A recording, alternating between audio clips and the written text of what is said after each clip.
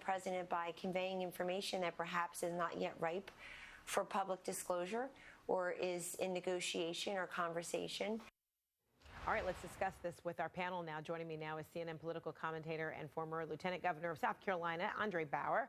Also with me is Michael Nutter, a CNN political commentator and former mayor of Philadelphia. Good to see both of you, gentlemen. Good to see you, Frederick. So, Andre, you first. Is that why Reince Priebus was fired? Kellyanne Conway all but called him, a leaker. Is that why he resigned? Well, I don't see it that way. First off, this is a great time to be an American. You've got a visionary president who's not worried about making sure everybody's job's protected like a college professor. There is no tenure. This is a Fortune 500 type of business. They're running it like he said he would. He was going to drain the swamp. Quite frankly, as one of the Republicans that early on supported President Trump, I wasn't very fond of bringing so many from within Washington in. Reince Priebus did a great job, but look, this is about making things happen. We've had some field goals put on the board, but we need touchdowns. And so some of the things that we wanted to see happen, quite frankly, haven't happened. Now we have a leader. There is a full-fledged chain of command where the president's in charge, and he directly tells one person, look, my grandfather retired as an admiral. I appreciate when you have structure, leadership, discipline, and guidance, and that's what's going to happen to this White House now. It will be a totally different approach, and I'm excited about the fact that General Kelly is going to be in there, and people are going to know who's in charge, and there'll be an answer from the top down approach, which will be much better.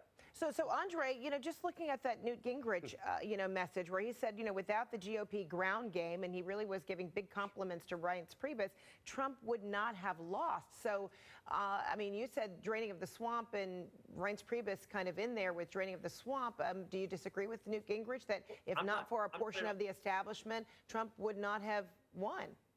Actually, I respect Newt Gingrich probably more than anybody else in Washington for having a real grip of what goes on there. And Reince did get Donald Trump elected. There's no question. But that doesn't mean that he is the right person to continue the message. He's gotten Donald Trump in there. He's gotten him established. He has gotten to where he understands the process better. So but now at it's this no point thank you. in time, I think the White House needs to take a different direction. And that direction is where one person talks to the president, and that person, who everyone respects, and if they don't, they get dismissed, will be a much better approach moving forward so that they can get the real legislative accomplishments that the American people not only want but expect. So then, Michael, what do you interpret the message to be? Is it, thanks, you did great for a minute, now we don't need you? Or is it reset, a return to some order after currently a lot of chaos? Frederica, notwithstanding that brave defense by Andre, this is a further example of the house of chaos over which Donald Trump is trying to preside. The place is a mess. You've got 6 folks down already in the first 6 months. He's coming up on his second chief of staff, and I've met General Kelly once. I serve on the Homeland Security Advisory Council, so obviously I don't know him very well. I respect him, certainly, for his service, but let's be honest. The White House is not the Pentagon. It is a very, very different place. When you're a general in our military, everyone looks up to you and, of course, jump to attention when you walk in the room. I hope he gets that same level of respect. But to put any of this on Mr. Priebus or all the other folks, let's, again, be honest. Donald Trump picked every one of these people. They were not handed to him. They were not holdovers from a previous administration. They weren't in civil service. He has to take full responsibility for his White House and the chaos that has ensued. And the only way that Secretary Kelly, General Kelly, is going to be successful is if the president, the executive, empowers him to be in charge.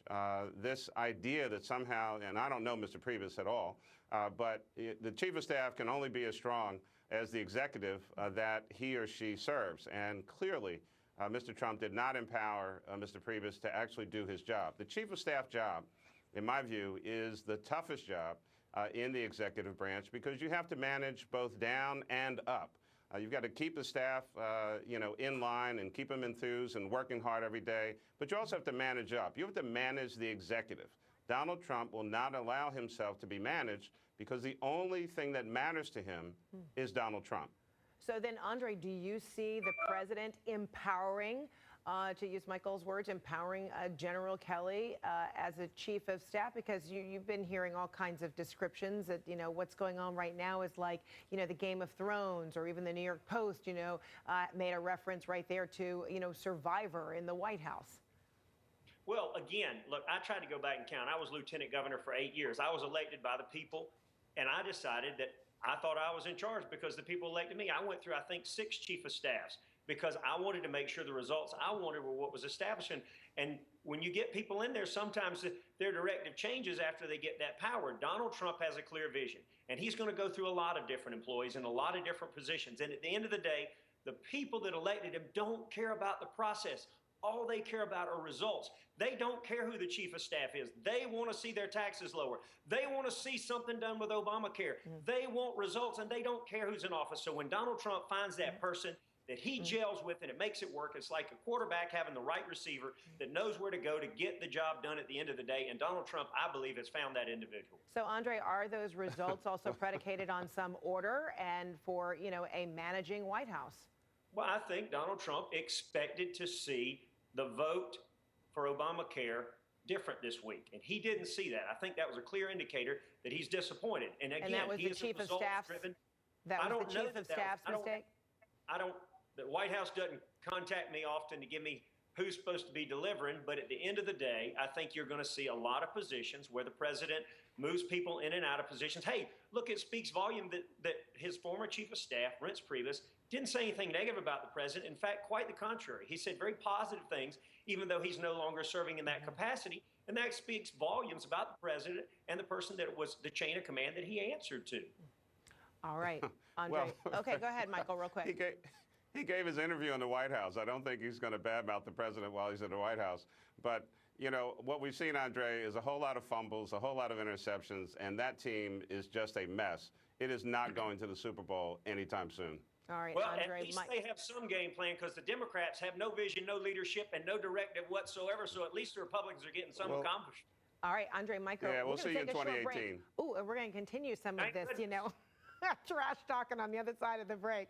So hold tight. Straight ahead, we'll take a